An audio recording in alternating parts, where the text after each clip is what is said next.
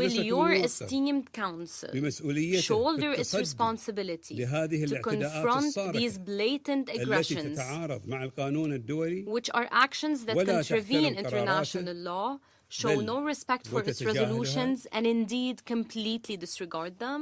أما اعتماد هذا القرار من مجلسكم الموقر اليوم The adoption of this resolution by your esteemed Council today will send a strong and unified message on the other hand. A message that we stand united in upholding international law. That we will protect civilians, global trade, and food security. That we will safeguard the vital supply chains for advanced technology, thereby ensuring continued global technological progress for the well-being of humanity, and that we will not permit the vital international waterways are threatened or blocked.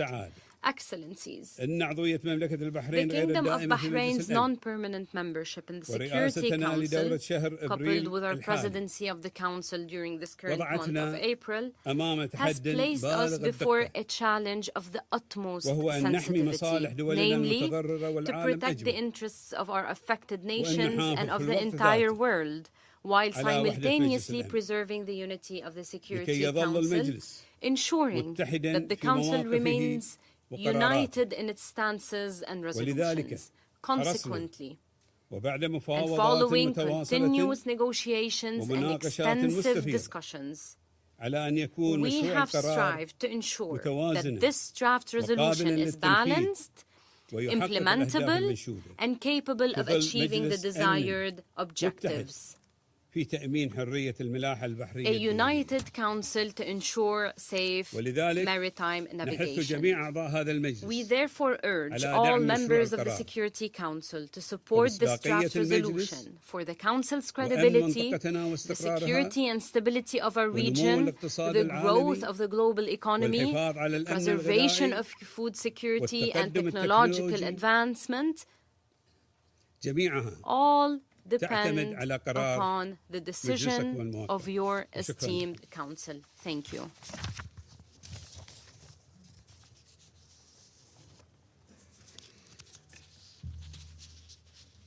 I shall now make a statement.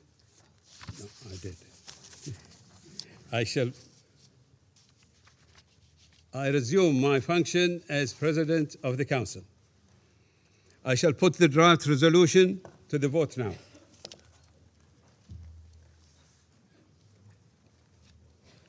Will those in favor of the draft resolution contained in document S/2026/273 please raise their hand?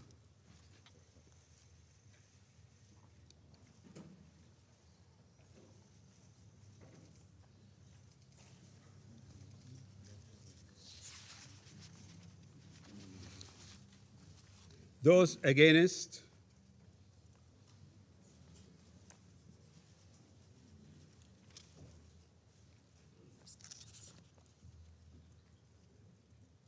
Abstentions?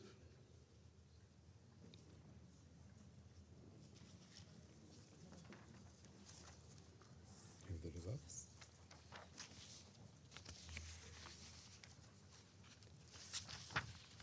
The result of the voting is as follows: 11 votes in favor, 2 votes against, 2 abstentions.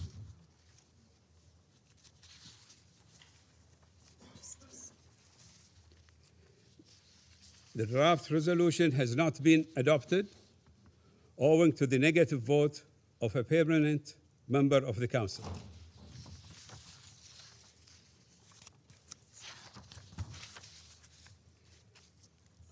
I now give the floor to those members of the Council who wish to make statements after the vote.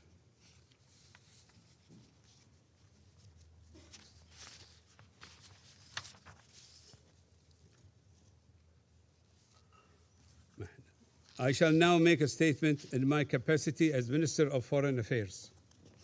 of the Kingdom of Bahrain. أصحاب السعادة. Your Excellencies, تعرب بلادي مملكة البحرين. My country, the Kingdom of Bahrain, and the United Arab والمملكة العربية السعودية.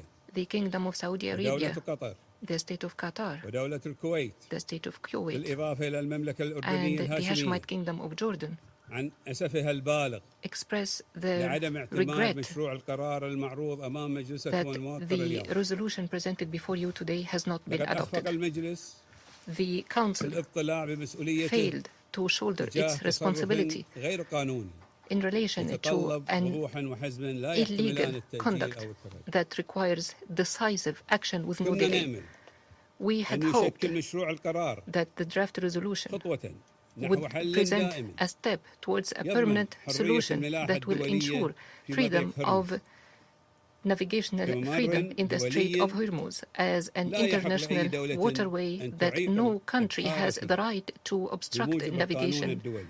in it according to international law. وفي هذا السياق In this connection,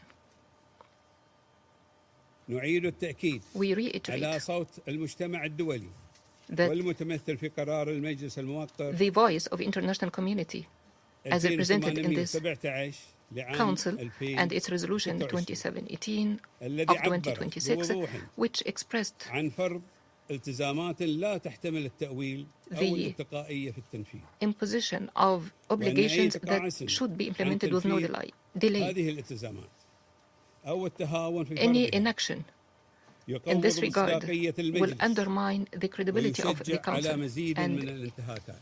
emboldens to وعليه commit more violations. نطالب الجمهورية Accordingly, الإسلامية we call الإيرانية on the Islamic Republic of Iran بالامتثال الكامل لهذه to fully الالتزامات comply to these والتعاون obligations البناء مع المجتمع and الدولي to constructively بدلاً cooperate with the من international community الاستمرار في انتهاج سياسات instead التصعيد of continue وإطلاق to الصواريخ adopt البالستية policies of والطائرات escalation المسيرة and to employ دول ballistic الجوار missiles and launch drones التي against دعا neighboring مجلسكم countries. إلى وقفها فورا The attacks that your council has called for their stop and end, and we call in Iran to stop its attempts to create a reality that is based on threat, economic pressure by obstructing navigation in the Strait of Hormuz, as this will have consequences on energy, security, medicine, food supplies, international trade in the world at large. Your Excellencies, إن التهديدات التي تطال حرية الملاحة والأمن threats الإقليمي to navigational freedom and regional security are not subject to statute of معها كأزمات عابرة limitation. بل هي تحديات These مستمرة challenges are persistent, تتطلب تحركا which جماعيا require collective action وموقفا حاسما. and decisive action. ومن هذا المنطلق نؤكد Accordingly, أن دولنا we ستواصل العمل stress that our countries will continue to work in coordination with their partners and allies to ensure the navigational freedom and the protection of international maritime waterways, to prevent the recurrence of these threats, to ensure security of international economy and maintain interests of international community. The draft resolution, which has not been adopted by your esteemed Council, reflects an urgent response to serious developments which created a direct threat to freedom of maritime navigation and impacted the safety and stability of international trade, energy markets, and food and medicine supplies. The draft has also aimed to consolidate principles of international law in relation to navigational freedom and ensure that waterways are not used as bargaining ships or tools of blackmailing. Failing to adopt this resolution sends the wrong signal to the world, to the peoples of the world. This signal that the threat to international waterways can pass without any decisive action by the international organization responsible for the maintenance of international peace and security. Threat to close the Strait of Hormuz and using it as a pressure card before the word is not anything new. It is a repeated conduct used by Iran for decades. Every time it has been used, it had direct implications on global markets, energy security, and food supplies, and the lives of the peoples of the region. We consider that the inaction of the Council and its failing to address this situation decisively will lead to entrench this kind of conduct and behavior that is irresponsible and that is contravening with international law. It will expand the scope of its risks, which is a threat to the stability of the world order. The Arab Gulf is not far from your countries, not in geography or economy. It is in the heart of your stability and prosperity. Its security is your security. And the Gulf countries are not only providing the energy supplies which move world economy, they contribute to the stability of the markets, and they support the supply chains, and they are a reliable investment and commercial partner, in particular the developing countries and countries of the South, which find themselves in the front line of those impacted by this crisis. And they bear the disproportionate cost of any disruption in supply chains and disruption of energy markets. Our countries contribute to the development of future industries, including the supply chains and the associated technologies. We host communities of qualified people from all over the world. Your people are working side by side with ours in an environment based on security, dignity, equal opportunity, and aspired and shared future. Your Excellencies, failing to adopt the resolution today does not change the reality on the ground. It does not protect the civilian seafarers. It does not secure global supply chains. It does not ensure the free flow of energy and trade. It does not exempt those responsible for the violations of international law from accountability. It raises questions about the ability of this Council to assume its responsibility in maintaining international peace and security. Let us be clear. The attacks by Iran against the commercial vessels and its attempts to hinder the legitimate passage through the Strait of Hormuz is a flagrant violation to international law and the UN Convention on the Law of the Sea. It is a direct threat to international peace and security. Failing to adopt this resolution does not give legitimacy to these actions, which adversely impact the interests of the peoples and states of the world. It does not weaken the existing legal obligations. It does not reduce or impair the right of states to take all necessary means to defend individually and collectively their sovereignty, security, stability, and interests, and the interests of the peoples and states of the region consistent with Article 51 of the Charter, as enshrined in your Resolution 2817. Your Excellencies,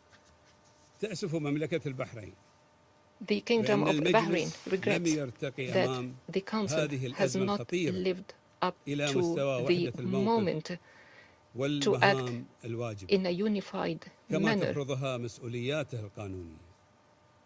as imposed by its legal responsibilities.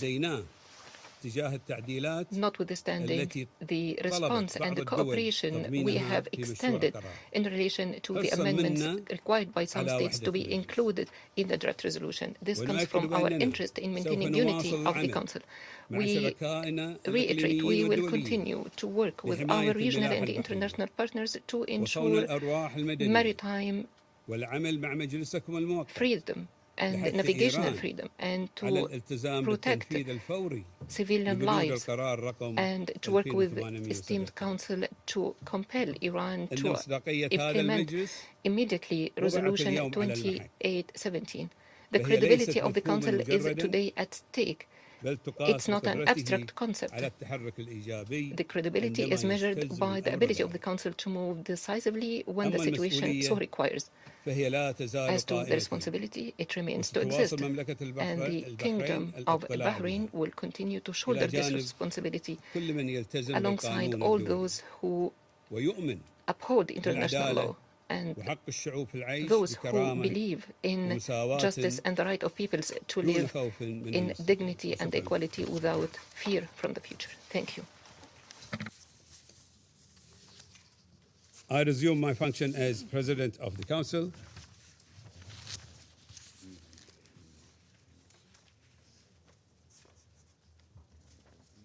I give the floor to the representative of the United States.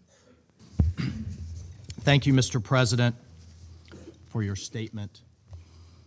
In mine, I want to be clear. I want very clear that the United States stands with Bahrain. The United States stands with the people of the Gulf at this moment of reckoning. Colleagues, this is a time for choosing, and the countries that just opposed this resolution, led by the Kingdom of Bahrain, have chosen to oppose them. Just over 3 weeks ago, this Council adopted a resolution which garnered a record-setting, a UN record of 136 co-sponsors with no opposition in this Council. It was the most supported resolution in UN history, and that resolution clearly demanded that Iran immediately cease its attacks and threats against neighboring states and condemned its obstruction of safe civilian shipping through the Strait of Hormuz.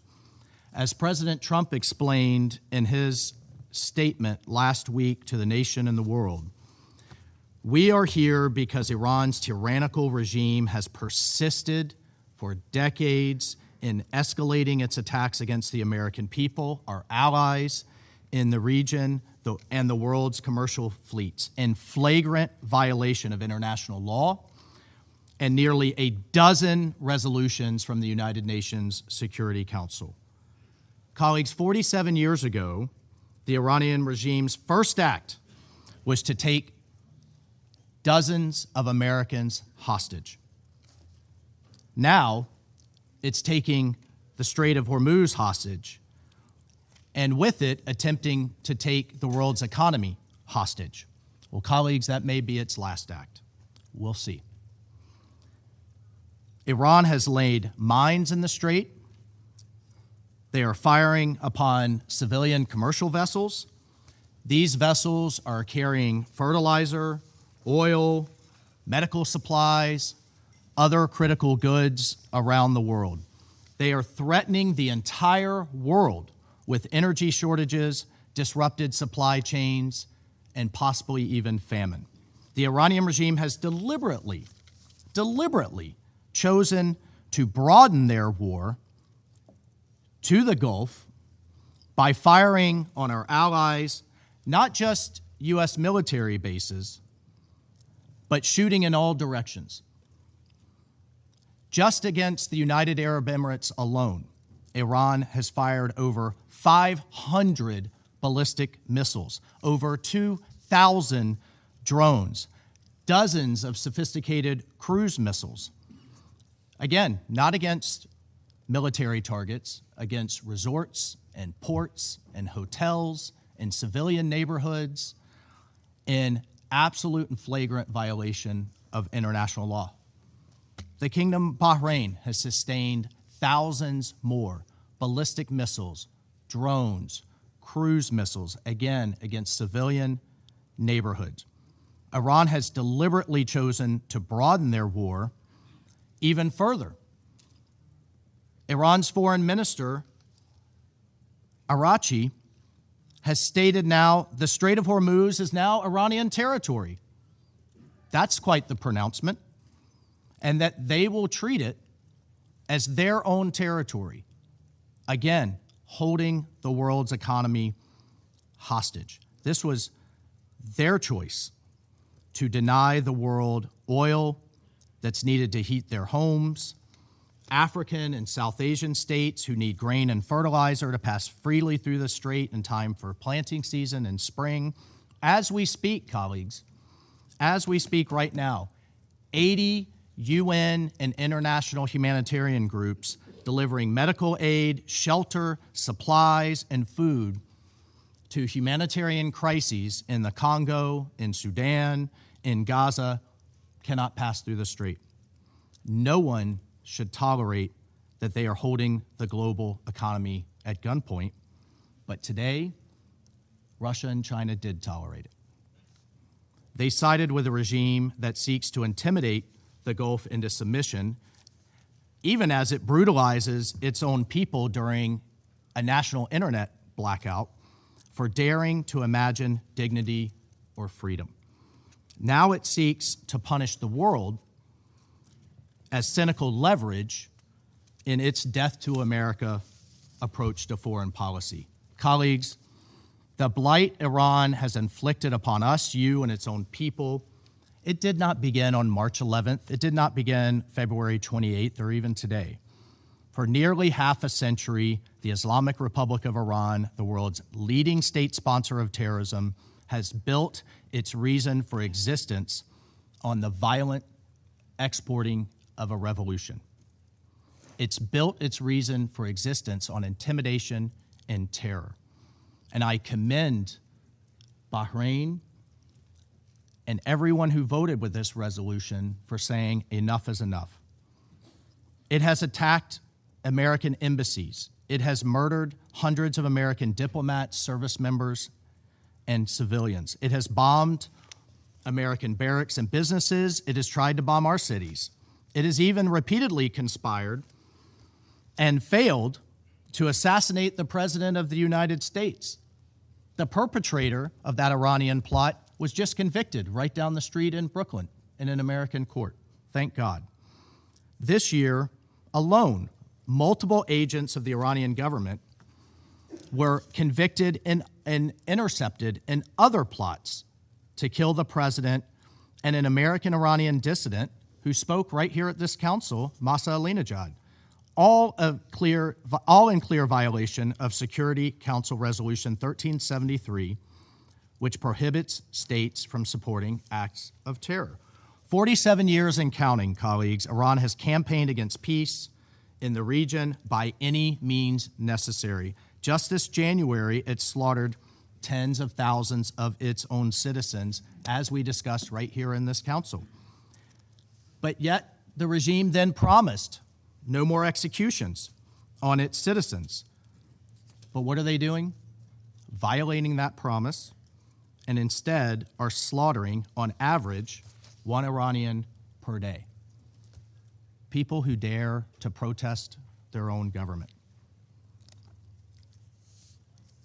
Iran has also armed terrorist proxies, targeted civilians, strangled shipping lanes, and destabilized governments. As a 2019 UN Secretary General report affirmed, it has hidden and encouraged its proxies to hide behind civilians and civilian infrastructure to attack Americans and our allies. The Secretary General himself affirmed Iran hides military hardware in hospitals and schools and civilian neighborhoods for propaganda purposes in the most sick and despicable way. Don't take that from me. Take that from the Secretary General and his own report. And now, according to the UN's UNICEF, the IRGC is openly recruiting children as young as 12 to be child soldiers. Right now, as their country suffers, they are spending millions per day to enforce an internet blackout on those same civilians and those same children that they are executing for daring to protest. Why is all of this happening? Because regional peace is a threat to Iran. Apparently, it's not good, or apparently it's bad for China and Russia too. It exposes the Iranian regime for what it is, which is a dictatorship punching at the kneecaps of its neighbors who have realized a better future for their people. Just across the Strait of Hormuz, cities like Dubai, Doha, and Manama, and Riyadh beckon the Iranian people for a better future. That's the threat, colleagues. That's what the regime doesn't want to see for its own people. Right across the Gulf, there is a brighter, better future, a different model. And they will not have it, and they're attacking it at every turn.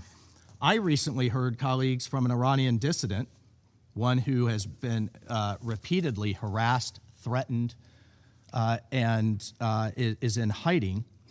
This Iranian dissident told me, do you know what the Iranian people fear the most?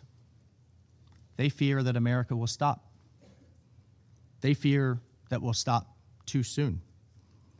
And that a new future, this is from the dissident, a new future, one who looks like what its Gulf neighbors have provided, will not come for them.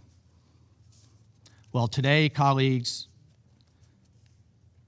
certain countries stood in the way of that future, and the United States voted to protect that future. Mr. President, it is not lost on us that as we speak, your people, our allies across the Gulf, and American service members in the region are under a barrage of Iranian missiles and drones. They and you have shown great bravery. It is sad and unfortunate that Russia and China have not. We have long known that these countries are capable of paralyzing the Council through obstruction and manufactured confusion. Today's veto marks a new low, and it shows just how frightening a safer, more secure, more united Middle East can be. Colleagues, the rejection of this resolution will be explained today. You will hear today a number of excuses. You will hear that this was part of the U.S. campaign to ensure that the world is free of Iran's nuclear program. I will note today's result does not restrict the United States to continue to act in its own self-defense and in the collective defense of our allies and partners, and President Trump will continue the actions necessary to defend our people and the free world. The request from Bahrain and from the region was not unreasonable.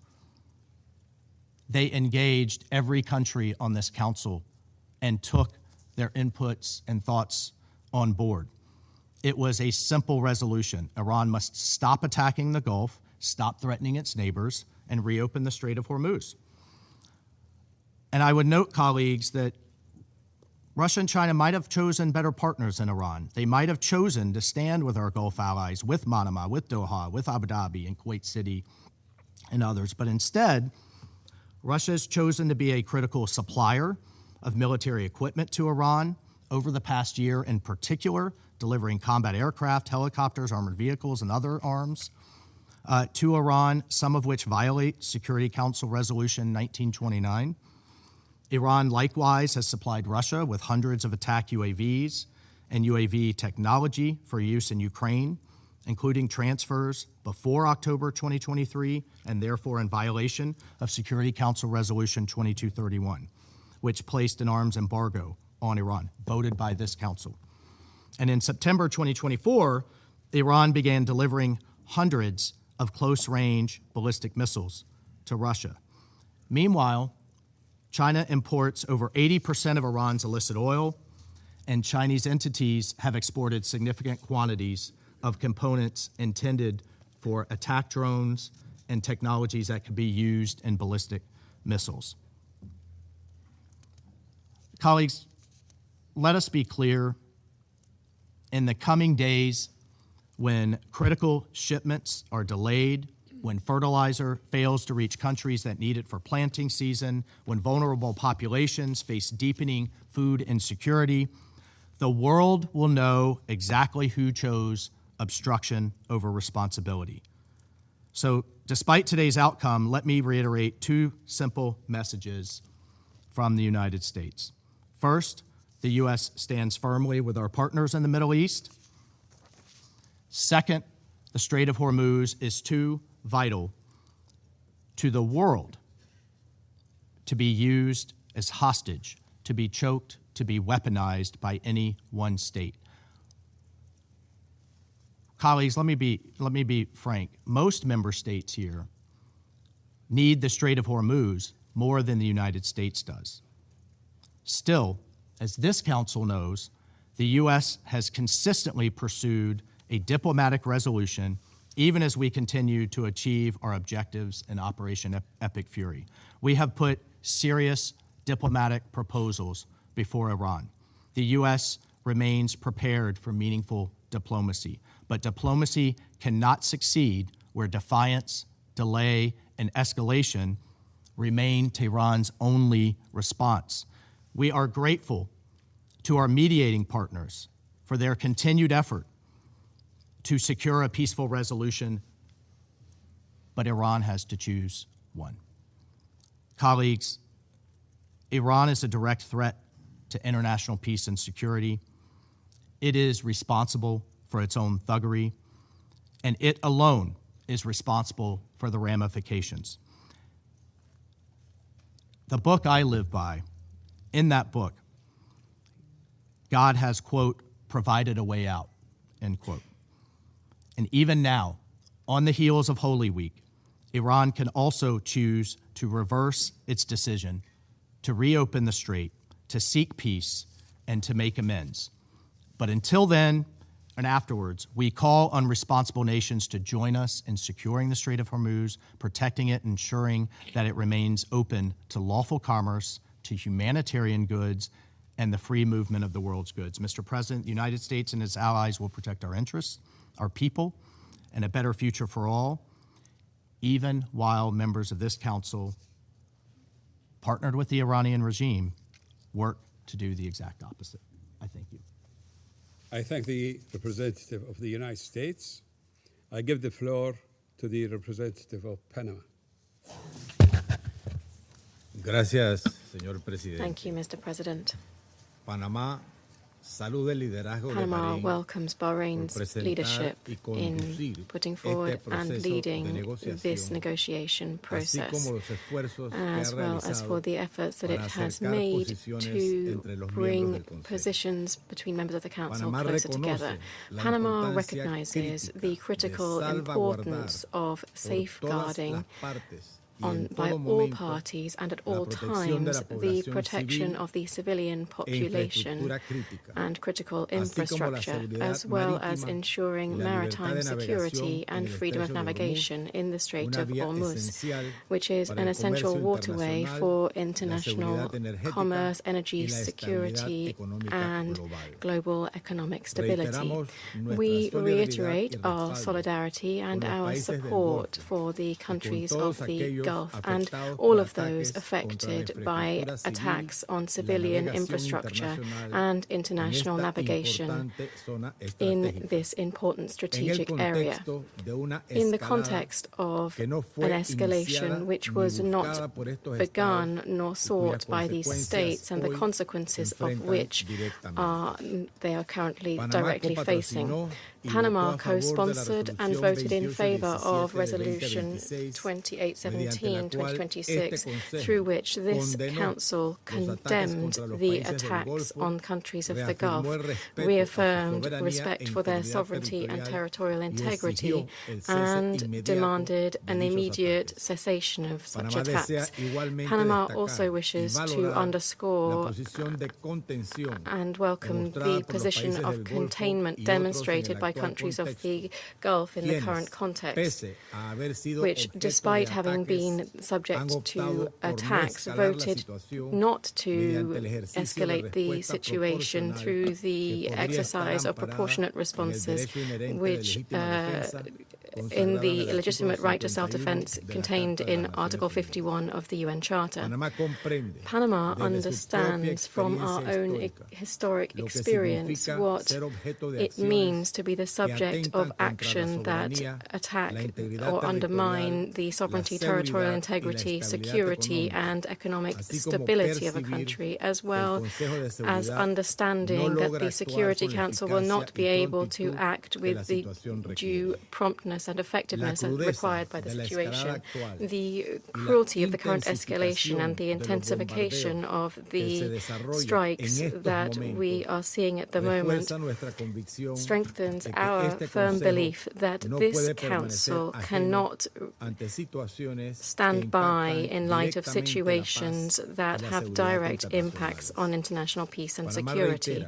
Panama reiterates that the first essential step to contain the escalation in the region is an immediate cessation of hostilities by all parties, with the approach and demand put forward by my delegation, which we have put forward throughout this negotiation process and that we reiterate to this Council today.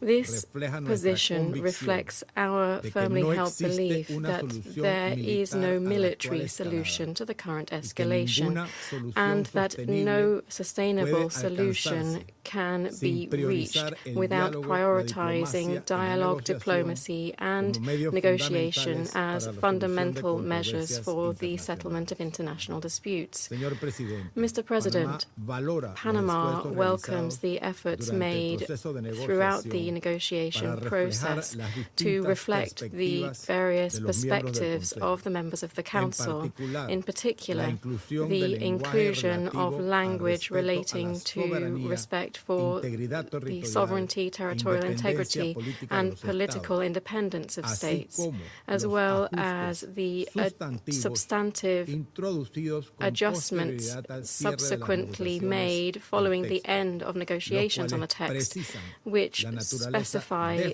the defensive nature of the measures contemplated, since this is a crucial element that contributed to bringing positions of members of the Council closer together. We insist that any measure that would be taken under the framework of this resolution should be implemented not only with this defensive purpose in mind, but also always strictly in accordance with international law, including international humanitarian law and international human rights law, with full observance for the protection of the civilian population and civilian infrastructure. Mr. President, Panama, as the sovereign owner and responsible operator of the Panama Canal, and as the holder of one of the largest registers of maritime shipping, notes that, particularly sensitively, any step that might affect the predictability, security of international navigation. These considerations have direct and concrete implications for our country, to the extent that escalation-based scenarios might have harmful repercussions on other strategic routes. In light of the urgency of the situation and the need for the Security Council to act, Panama resolved to support the adoption of the resolution, which in its final version adopted a tone which allowed us to support it, always under the understanding that the mandate derived from this adoption would be interpreted and applied responsibly and specifically by all parties. This vote reflects a responsible decision geared towards ensuring reducing greater risk for the civilian population and critical infrastructure, as well as to contributing contributing to easing the tensions and supporting international navigation and waterways. Thank you. I thank the representative of Panama, and I give the floor to the representative of Colombia. Señor Presidente, Mr. President, Colombia observa Colombia con notes profunda preocupación la with evolución de la profound situación concern en el the Medio developments of the situation in the Oriente, que Middle East, registra ya su sexta semana a situation which is now entering its sixth week without clear signs of de-escalation. My country regrets the loss of human life and condemns all attacks on civilians, civilian objects, and essential infrastructure, including energy installations, whose operation is essential to ensuring the supply of basic services. At the same time, Colombia recognizes the strategic importance of the Strait of Hormuz for international commerce and energy security. Effects on maritime security have impacts that transcend the region and particularly affect developing countries. For this reason, my delegation participated actively in the negotiations and put forward proposals aimed at balancing the text, introducing greater clarity regarding the scope of the measures contemplated and avoiding broad wording which might give rise to interpretations overstepping the objective of guaranteeing free security of navigation. This in line with the principles and purposes of the United Nations Charter and international law. We thank Bahrain for the efforts made to address some of the positions and concerns expressed by members of the Council. Nonetheless, there remain substantive aspects that were not fully resolved and in light of which my country continues to have serious concerns. In particular, my delegation believes that the text remains selective, unbalanced, and ambiguous. In addition, Colombia is concerned that the lack of legal precision in the text could lend itself to interpretations that surpass the planned objective and would have broader implications for regional stability, including the risk of expanding the conflict or driving dynamics that could involve more actors in a situation that is already so volatile. For this reason, and since we believe that the text before us today is far from contributing to a negotiated solution, Colombia abstained in the vote. My country believes that in the current context, the Council should send clear messages geared towards containment and preventing a greater escalation. Furthermore, Colombia believes it's fundamental to give space to ongoing mediation efforts. In this context, measures that ramp up the confrontation run the risk of undermining these opportunities and hampering progress towards negotiated and sustainable solutions. We regret that the Security Council has missed this opportunity to provide a unified response that would contribute effectively to easing the tensions and opening space for peace. We reaffirm our solidarity with our colleagues from Bahrain, the Gulf, and all countries in the region.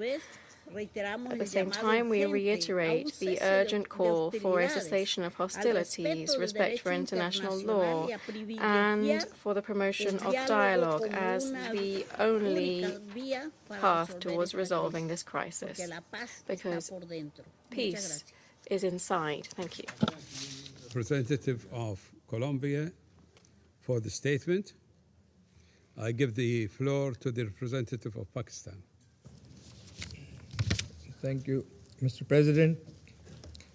At the outset, let me reiterate Pakistan's continued and unwavering support and complete solidarity in these challenging times with the brotherly kingdom of Bahrain and other fraternal GCC countries, the Kingdom of Saudi Arabia, Qatar, Kuwait, United Arab Emirates, and Oman, as well as Jordan, countries that are not parties to the ongoing conflict in the Middle East, but are directly suffering from its consequences.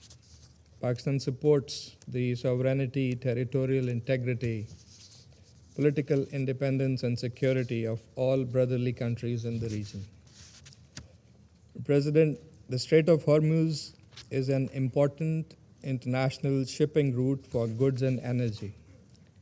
Pakistan calls for the security of ships and crew members and the swift and safe passage of civilian ships and restoration of normal passage through the strait. The situation in the Strait of Hormuz is adversely impacting countries around the world, including Pakistan. The consequences for regional and global economy are evidently harsh, and ordinary Pakistanis are also suffering. South Asia, that is home to nearly a quarter of world population, is suffering. The ongoing situation in the Strait of Hormuz has resulted in one of the largest energy supply shocks in modern history. The impact is felt not only in terms of energy flows, but also fertilizers and other essential commodities, thus affecting food security, cost of living, and squeezing the livelihoods of the most vulnerable. If the military escalation and disruptions persist, the suffering will extend far beyond the region, translating into widespread economic hardship. We thank Bahrain for their hard work and extensive consultations on the draft resolution. We agree on the urgency of the situation and the fundamental premise of the draft resolution, which is the reopening of the Strait of Hormuz and normalization of the situation at the earliest. This is an important issue, not only for the GCC countries, but also for all other states in the region and beyond, including Pakistan. It is also logical, Mr. President, that any discussion or arrangement related to the Strait of Hormuz will have to take into account the legitimate interests of the GCC countries. Pakistan supported Resolution 2817 that was presented by Bahrain on behalf of the GCC last month. And we have consistently maintained that that resolution should be implemented in letter and spirit. However, we continue to believe that time and space must be allowed for ongoing diplomatic efforts to facilitate a return to dialogue and engagement. These efforts have been widely acknowledged and appreciated, including by the UN Secretary General and members of this Council. We would continue seeking a durable diplomatic solution of the prevailing situation.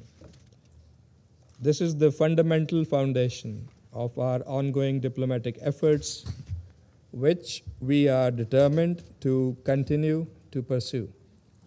At this critical juncture, restraint, diplomacy, and dialogue must prevail.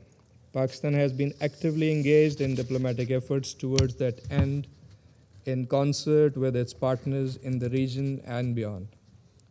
The Deputy Prime Minister and Foreign Minister of Pakistan, Senator Muhammad Ishaq Dar, hosted the Foreign Ministers of Egypt, Saudi Arabia, and Turkey in Islamabad last week to advance the pursuit of a peaceful resolution of the ongoing crisis through intensified diplomatic engagement.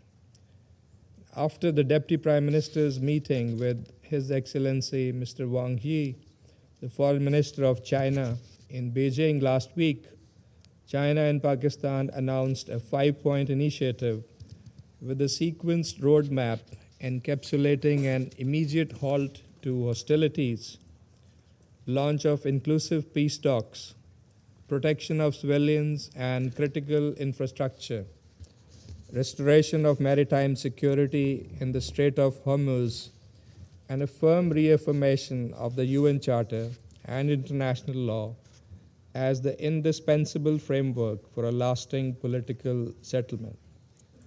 President, our objective is clear: a permanent end to hostilities, containing the expansion of this conflict, and preventing any further loss of civilian life or destruction of critical infrastructure. Pakistan remains committed to continue playing its constructive role in promoting dialogue, fostering understanding, and supporting all efforts aimed at achieving lasting peace in the region. I thank you. I thank the representative of Pakistan for the statement. I give the floor to the representative of France.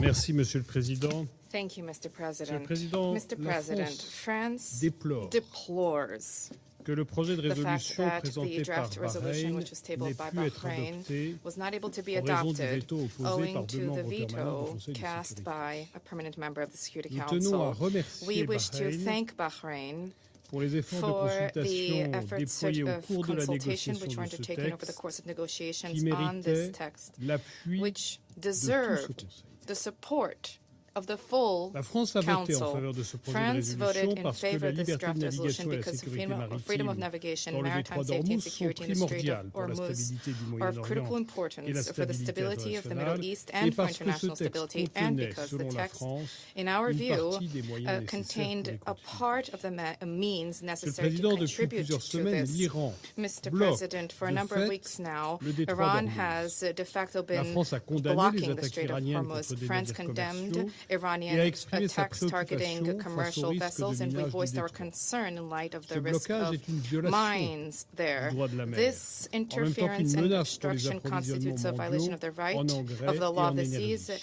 and Les undermines conséquences s'en font global sentir provisions pour in toute energy l'économie and fertilizer. mondiale, The en consequences are particulier pour les populations les reverberating plus for the vulnérables. entire global economy blocage and doit particularly cesser. afflicting the La most liberté vulnerable de populations. navigation This obstruction doit must être cease rétablie. and freedom of navigation Le must be 11 mars restored. dernier, On the 11th of March Conseil last, the adoptait la Security Council résolution adopted Resolution 2817 qui condamnait les frappes 2817, indiscriminées de resolution l'Iran which contre condemned les pays du Iran's Golfe et la Jordanie. indiscriminate strikes targeting Nous Iran souhaitons and à ce Jordan moment and rappeler notre solidarité targeting the Gulf active states and Jordan. avec This les États de resolution, la région which France supported frappés and co-sponsored, alors qu'ils ne recalls menaçaient that l'Iran rights and en freedoms aucune of manière. navigation in the Strait of Hormuz Cette must be résolution que la respected under France all a soutenue et coparrainée circumstances. rappelle que les This droits et libertés de resolution navigation recalls dans the le fact détroit d'Ormuz that doivent être rights respectés. and freedoms of navigation Monsieur le Président, in that il est said strait regrettable must be que le Conseil respected. se trouve And aujourd'hui Mr. President, empêché we regret the de fact that soutenir the les Council has efforts de been blocked from sécurisation du supporting détroit d'Ormuz. efforts to provide security Le projet qui and vient d'être safety navigation in the rejeté Strait of Hormuz. veillait à And encourager the des aim was mesures to strictement encourage défensives strictly de purely sécurisation du defensive détroit measures to provide sans the entrer dans security une and safety logique for the strait d'escalade. without Il réaffirmait spiraling utilement le droit towards des États de escalation. protéger la It liberté de reaffirmed navigation, in a useful les manner navires the right commerciaux of et les states to protect équipages, freedom of conformément navigation, au droit international commercial face aux vessels and attaques et crew in provocations. accordance with international law Ce projet de in the face of résolution attacks and comptait en outre provocations. This des resolution paragraphes appelant à la contained, inter alia, désescalade paragraphs dans le calling for détroit d'Ormuz et dans le Golfe, de-escalation in the à Strait la of Hormuz cessation and the des Gulf, attaques contre les the infrastructures cessation of attacks civiles, targeting à la civilian reprise des efforts infrastructure, diplomatiques en vue the d'une paix resumption durable of dans la diplomatic région, efforts on peine à geared comprendre towards achieving lasting peace que in the deux region. membres It is permanents hard du to Conseil de understand that sécurité two qui se disent permanent attachés à la members diplomatie of et the au Security règlement Council who pacifique des state différends their commitment to émis diplomacy leur and peaceful veto dispute à de telles resolution dispositions. cast their Enfin, ce texte veto encourageait les États à in coordonner the light leurs of efforts these pour mettre en place provisions. des The initiatives de text sécurisation du encouraged trafic states to maritime dans coordinate les détroits efforts to d'Ormuz, establish par exemple par security-related l'intermédiaire de initiatives missions for maritime défensives. navigation in the Strait of La France Hormuz, déplore specifically que through cette the disposition n'ait pas été adoptée aujourd'hui, defensive mais elle missions. entend We continuer deplore the à fact that travailler avec this was ses not partenaires adopted today, but internationaux we do à la intend mise to en place continue d'une to work initiative pour alongside contribuer international à la partners sécurité du to transport establish maritime dans an le détroit initiative to lorsque les contribute conditions le to permettront, to security of maritime transit in the Strait when conditions permit. Resolution 2817 and international law already allow for this to be the case. Despite the fact that the draft resolution was not adopted, the efforts which we support need to continue, including at the Security Council, to pave the way for a de-escalation and a ceasefire, which is more necessary than ever before, to restore freedom of navigation in the Strait of Hormuz in accordance with the law of the sea, and beyond that, to tackle the multi-pronged threats posed by Iran, including its support for the network of regional allies and nuclear and ballistic missiles programs. France stands ready to contribute to these efforts at the Security Council. Our position has remained steadfast for more than 20 years. These threats will not be addressed militarily. They cannot be addressed militarily. There needs to be a negotiated agreement through which Iran accepts major concessions to address the legitimate concerns of the international community. And here too, France stands ready to contribute to efforts to that end. Thank you. I thank the representative of France for the statement. I give the floor to the representative of Greece. Greece voted in favor of the resolution presented on behalf of Bahrain, Jordan, Kuwait, Qatar, Saudi Arabia, and the United Arab Emirates, reiterating its strong solidarity to the countries of the Gulf and reaffirming the importance of safeguarding freedom of navigation and maritime security in the Strait of Hormuz. On this occasion, I would like to thank Bahrain for their tireless efforts to drafting this resolution, and we regret that its adoption was not made possible today. The Strait of Hormuz remains one of the most critical maritime routes and a vital artery for global international trade and energy supply. Any disruption to its normal functioning carries immediate and far-reaching consequences for international peace and security. Freedom of navigation constitutes a public good. We have repeatedly condemned Iran's illegal and unprovoked attacks against the countries of the Gulf region and elsewhere. Any actions by Iran that jeopardize that unimpeded passage of commercial and merchant vessels through the Strait of Hormuz must cease immediately. Greece remains firmly committed to promoting maritime security and freedom of navigation in accordance with international law as reflected in the UN Convention of the Law of the Seas, UNCLOS.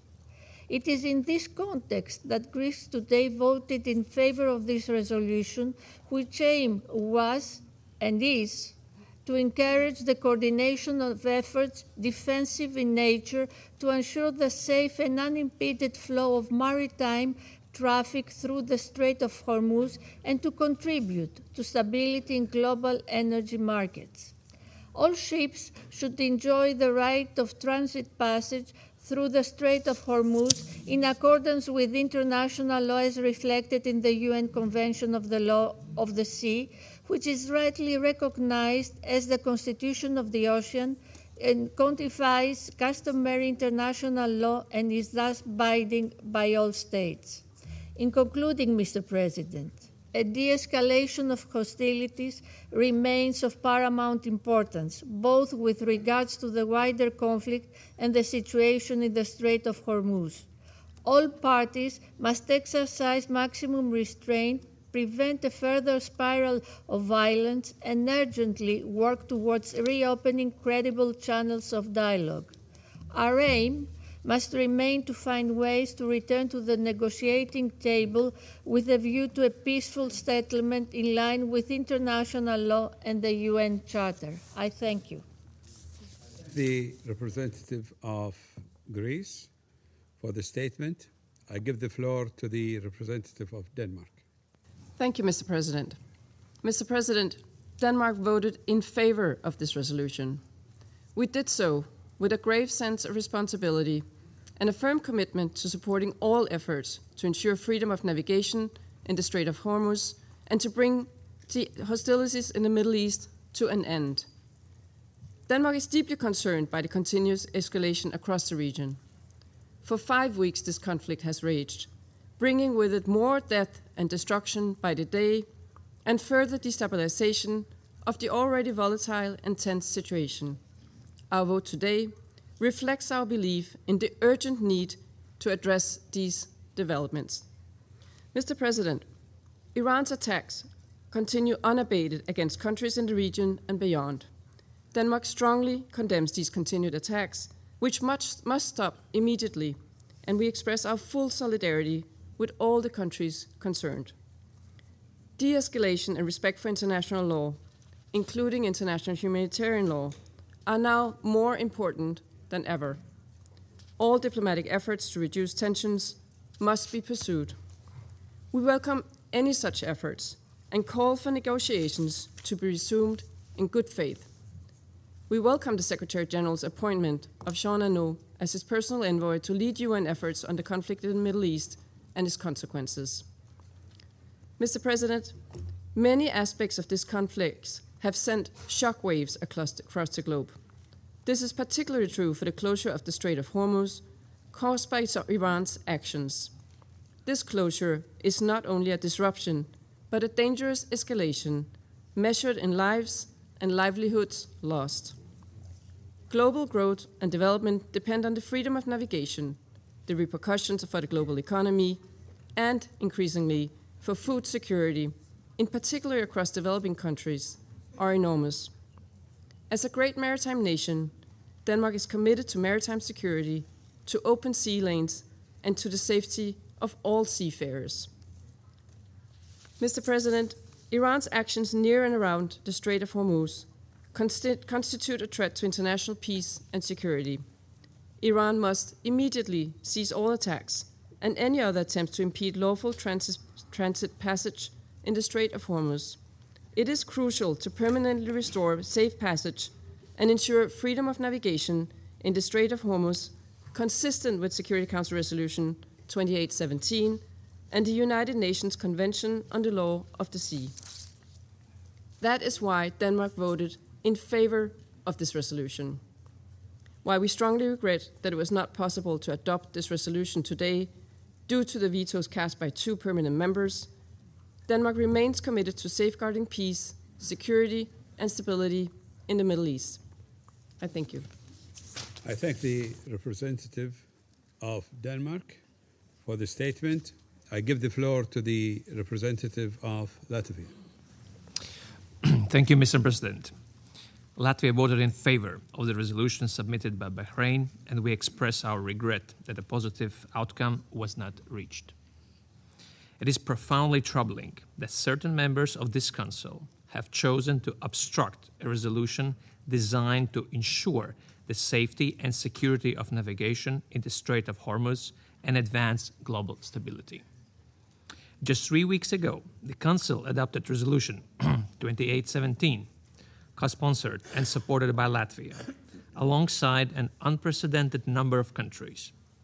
In it, the Council called upon Iran to refrain from interfering with international navigation. In the days and weeks that have followed, Iran has doubled down and effectively closed the Strait of Hormuz, shocking the global economy. The continued failure and refusal by the Iranian regime to comply with its obligations under international law, including its breaches of the United Nations Convention on the Law of the Sea, as well as its persistent non-compliance with binding resolutions of this body, constitutes not only a breach of international order, but leaves this Council with a responsibility to act. Mr. President, we must ensure maritime security and freedom of navigation in the Strait of Hormuz. It is categorically unacceptable for Iran, or any state for that matter, to use an international waterway as a bargaining chip and to hold the global economy hostage. Supply chains are being disrupted, global energy prices have spiked, and acute food insecurity around the globe is growing at an alarming rate, especially among those most vulnerable. Iran is setting a dangerous precedent which we cannot allow or normalize. and we commend Bahrain for addressing precisely this crucial reality in its resolution. Finally, alongside the unprecedented closure of the Strait, the Iranian regime is continuing its unprovoked strikes against countries in the region. We condemn these attacks against civilians and civilian infrastructure, and reiterate our steadfast solidarity with our partners in the region. We repeat our calls for immediate de-escalation and for protection of civilians. Mr. President, allow me to once more express my sincere appreciation to Bahrain for their efforts on this pressing matter. Thank you. I thank the representative of Latvia for the statement. I give the floor to the representative of the Russian Federation. Mr. President, the Russian Federation voted against the draft tabled by Bahrain, Jordan, Qatar, Kuwait, the United Arab Emirates, and Saudi Arabia. The draft resolution relating to the situation in the Strait of Hormuz and the adjacent waters. The position of our country regarding the present-day crisis in the Middle East is principled, consistent, and objective in nature. We condemn the United States and Israel's aggression against Iran. We respect the sovereignty and territorial integrity of all countries in the region, both the Islamic Republic of Iran and other countries of the Persian Gulf. We reject strikes targeting their civilians and their civilian infrastructure and view this as unacceptable. The Russian Federation undertook and continues to undertake efforts, including at the highest levels, to end such actions. We are striving to achieve a prompt establishment of peace in the Persian Gulf and in the Middle East. However, the Russian Federation was not able to support a text that would generate a dangerous precedent for international law of the sea, for any international efforts at peace, as well as for the authority of the Security Council of the United Nations. Back when Security Council Resolution 2817 was being negotiated, we called upon all Council colleagues to adopt a balanced and an objective approach. Similar, equitable messages have already been repeatedly broadcasted by the Secretary General of the United Nations, calling upon the United States and Israel to end the war and calling upon Iran to cease attacks on its neighbors. Disregard for the root causes of the crisis in the Middle East, namely the illegal and reckless acts by the U.S. and Israel targeting Iran, is not possible and not acceptable. Our and the Secretary General's calls fell on deaf ears then. Nevertheless, we understand the situation of the countries of the GCC and Jordan, and therefore we abstained during the vote on Resolution 2817. This was not an easy choice for us.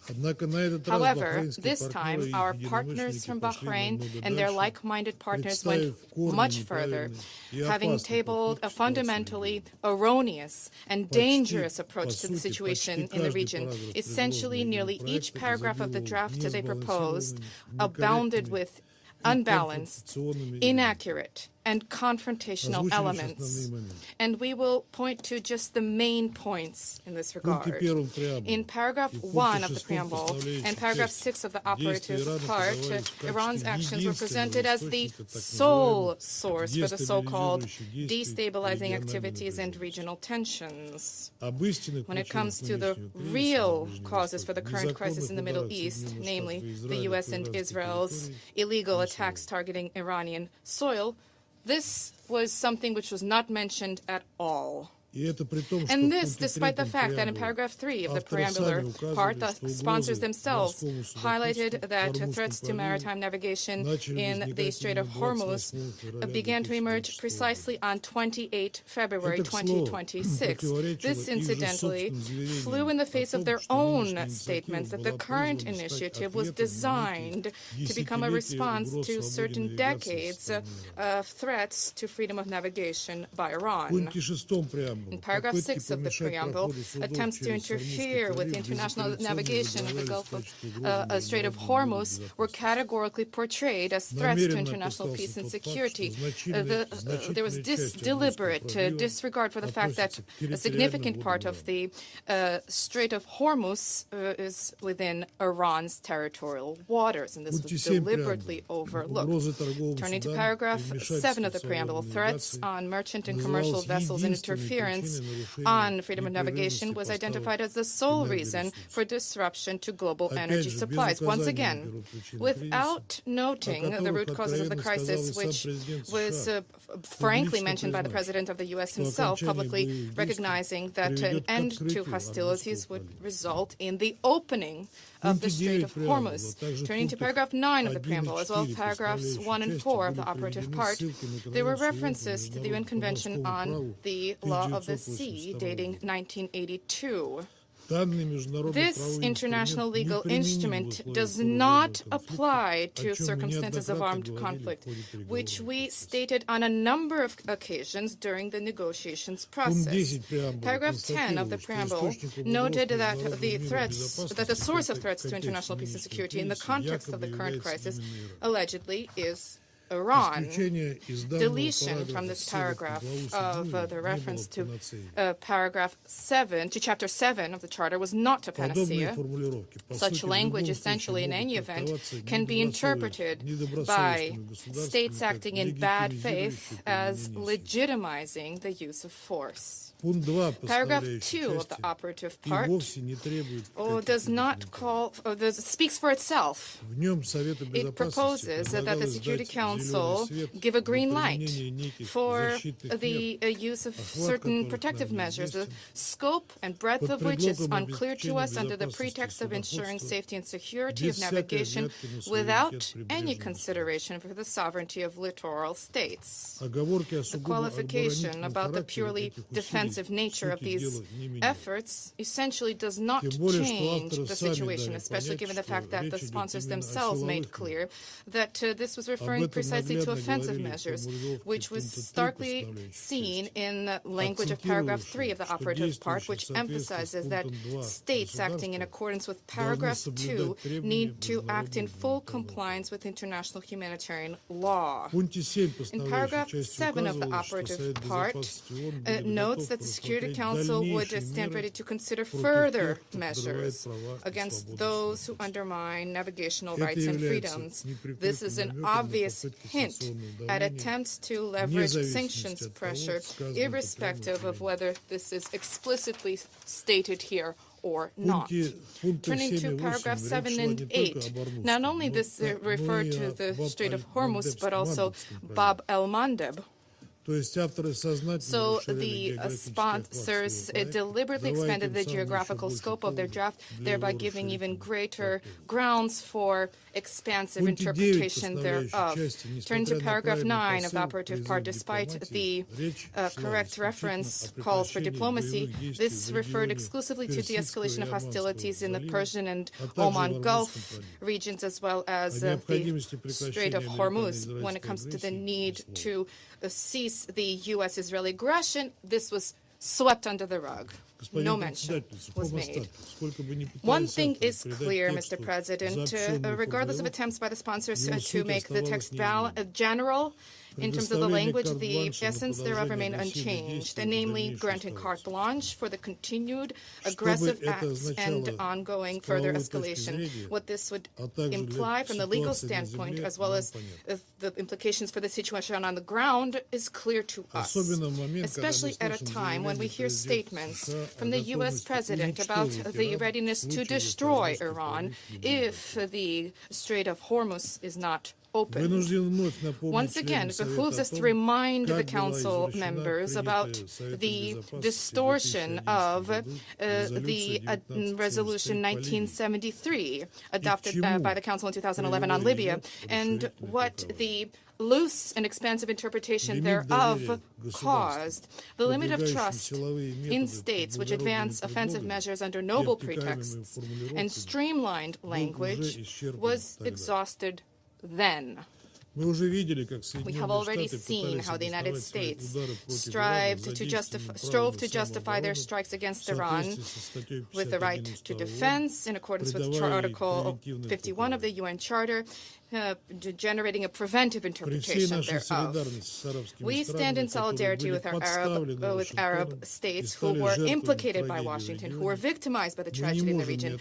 And despite that solidarity, we cannot but note that attempts to impose the rules of the game in the Strait of Hormuz plays into the hands of those who wish to further undermine security and stability in the Middle East and beyond. The protective measures to protect vessels, like any other property of member states of the United Nations, does not require Security Council resolutions.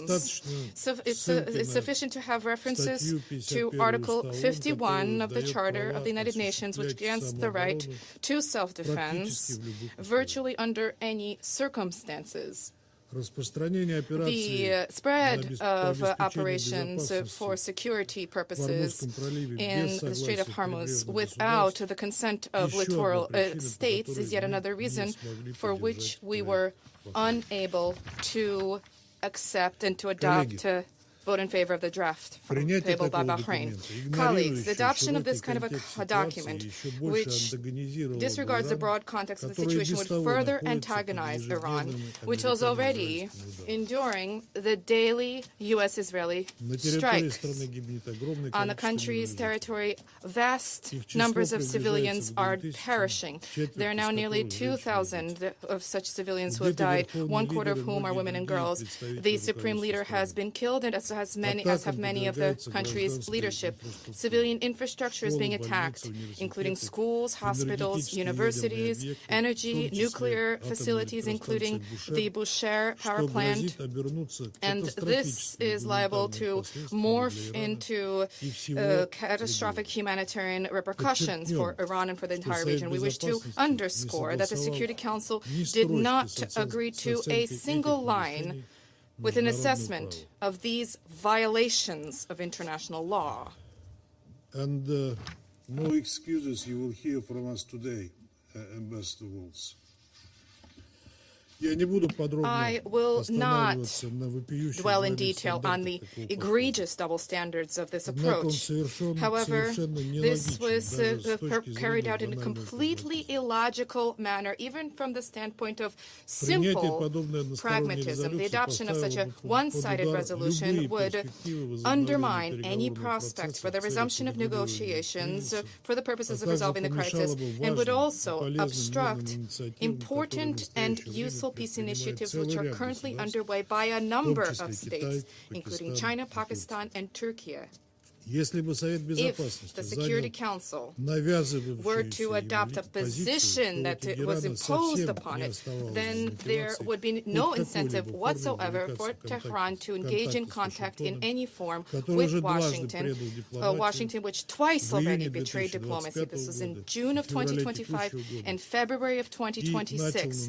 And as the U.S. began to conduct large-scale strikes against Iran at the height of the negotiations process. Mr. President, from the very start of work on the document, together with our Chinese colleagues, we conveyed to the Bahraini authors and other members of the Security Council our very serious concerns in connection with this initiative.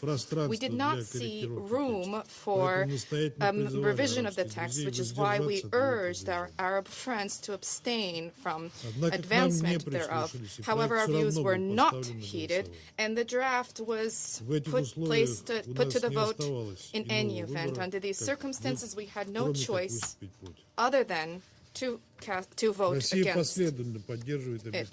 Russia consistently supports comprehensive security for maritime navigation in all international waterways, the opening of corridors for Venezuela and Cuba, an end to attacks targeting commercial vessels of any country. Similarly, we advocate unhampered navigation in the Strait of Hormuz. However, the only way to resolve this situation was with the participation of all littoral states bordering this important transport corridor. It is not possible to do this without Iran. We call upon our Arab and Iranian friends to resolve the issue of navigation and the movement of vessels directly. We stand ready to facilitate such contacts.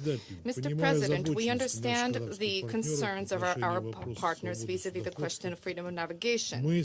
And we, together with China, are proposing an alternative draft resolution on the current situation in the Middle East, including in terms of maritime safety and security. We are confident that providing for genuine freedom of navigation in the strait, which is of such critical importance for countries in the region and the entire world, the only way to achieve this is through a cessation of hostilities and through achievement of a negotiated solution. Our draft will be concise and equitable and balanced in accordance with the principles of international law and the Charter of the United Nations, specifically regarding peaceful dispute resolution. In this connection, we are putting this straight away to in blue, and we will report on plans for voting shortly, and we trust that the membership of the Security Council will provide their support. Thank you. I thank the representative of the Russian Federation for the statement. I give the floor to the representative of China. Thank you, President. The month-long conflict in Iran and its spillover effect continue to deal heavy blow to regional and global peace and stability. It is hitting the global economy, causing increasingly widespread disruptions. This is not in the common interest of the regional countries and beyond. The ins and outs of this conflict are crystal clear. The U.S. and Israel, without authorization from the Security Council, and while negotiations between Iran and the U.S. were underway, launched military strikes against Iran, in clear violation of the purposes and principles of the UN Charter and the basic norms of international relations. At the same time, the sovereignty, security, and the territorial integrity of Gulf states must be fully respected. Civilians and non-military targets must be given necessary protection. The safety and security of shipping lanes and energy infrastructure must also be safeguarded. China does not go along with Iran's attacks on Gulf states, nor does China condone the blockade of the Strait of Hormuz. Like all parties, China hopes that peace and stability will be restored to the strait as soon as possible and navigation will resume. China attaches great importance to the draft resolution submitted by the representative Bahrain on behalf of the Gulf states. We fully understand their serious concerns, and we are committed to solving the issue properly, and we have participated constructively in the consultations. Under the current circumstances, this draft resolution should clearly identify the root causes of this conflict, seek appropriate solutions to address the root causes, and ensure the safety and security of shipping lanes, and strive to promote dialogue and achieve peace. It is regrettable, though, the draft resolution fails to capture the root causes and full picture of the conflict in a comprehensive and balanced manner. It contains one-sided condemnation and pressure, characterizing the situation as a threat to international peace and security, as well as the use of armed escorts. Such language is highly susceptible to misinterpretation or even abuse.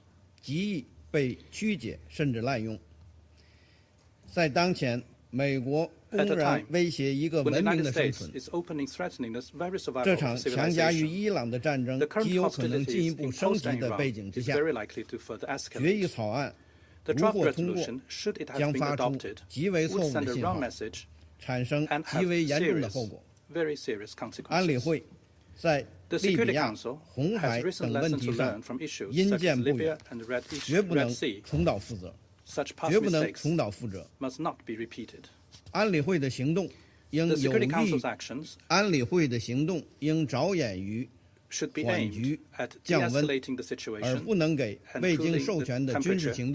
They must not provide the veneer legitimacy for unauthorized military operations. The Council's action must not grant a license to use of force and further exacerbate tensions and add fuel to the fire, thereby leading to an escalation of the conflict. The Security Council should not rush to vote on the draft resolution where serious concerns among members have been raised. In light of the above, China had no choice but to vote against the draft resolution. President, this is a war that should never have happened. And as it continues, it will cause immeasurable harm at present. The situation in the Middle East continues to deteriorate, and hostilities are escalating. The fundamental solution to ensuring safe passage of ships through the strait is to achieve cessation of hostilities and the fighting as soon as possible. The U.S. and Israel are the instigators of this conflict. The fundamental reason for the disruption of navigation in the Strait of Hormuz is the illegal military actions taken by Israel and the United States against Iran. China urges the U.S. and Israel strongly to immediately cease its illegal military actions. Having heard what was said by our U.S. colleague, we are much more convinced now that China's position is objective and impartial, reflecting the image of a responsible major power that upholds international fairness and justice. Our vote will stand the test of history.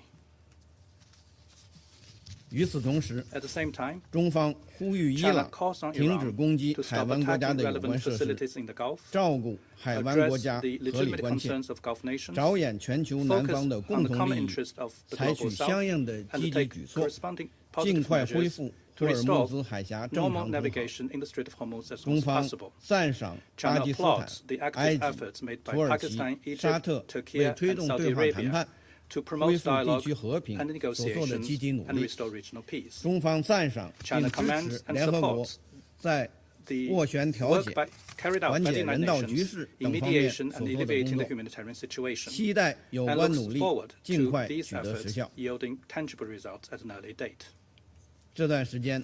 Recently, China has made tremendous efforts to restore peace and stability in the Gulf and the Middle East. China has engaged in intensive consultations and mediation with relevant parties. China, along with Pakistan, have issued a 5-point initiative on restoring peace and stability in the Gulf and the Middle East, calling for a cessation of hostilities, the prompt start of peace talks, the protection of non-military targets, the protection for maritime shipping lanes, and the primacy of UN Charter. The China-Pakistan 5-point initiative is an open initiative and welcome countries and international organizations' response and participation. Taking into account the need of all parties to resolve the relevant issues, Russia and China have jointly submitted a draft Security Council resolution. The text of that draft resolution is objective fair, showing commitments to easing tensions, calling for dialogue and negotiations, and upholding the rights and freedom of navigation. And we hope it will receive the support of the Security Council members. China is willing to work with all parties to make greater contribution to the early restoration of peace and stability in that region. Thank you, President. Thank the representative of China for the statement. I give the floor to the representative of the United Kingdom. Thank you, Mr. President, and thank you for your leadership on this resolution. No country should be allowed to hold the world economy hostage. Yet that is exactly what Iran is doing, by denying the right of transit passage, a key navigational right under international law, as reflected in the United Nations Convention on the Law of the Sea. Today, Russia and China chose to shield their ally Iran rather than join international efforts to open the strait and avert risks to the global economy. We reject the claims made by Iranian Foreign Minister IRGC last week that the efforts by the Council to open the strait will complicate the situation. It is Iran's actions that have closed the strait. This has already had dire consequences, and the longer this stranglehold continues, the worse this situation will get. In the last 24 hours, we have heard only 9 vessels pass through the Strait of Hormuz, an international shipping route that would normally see up to 150 vessels a day. The World Food Programme has estimated that this hostile act could push 45 million more people into extreme hunger by June. We supported Bahrain's initiative, and it is deeply regrettable that this resolution did not pass. The United Kingdom is already supporting our allies in the Gulf to defend themselves, in accordance with the existing and inherent right to individual and collective self-defense. We all want to see the de-escalation of tensions in the Strait, and we welcome current diplomatic efforts underway and stress the importance of respect for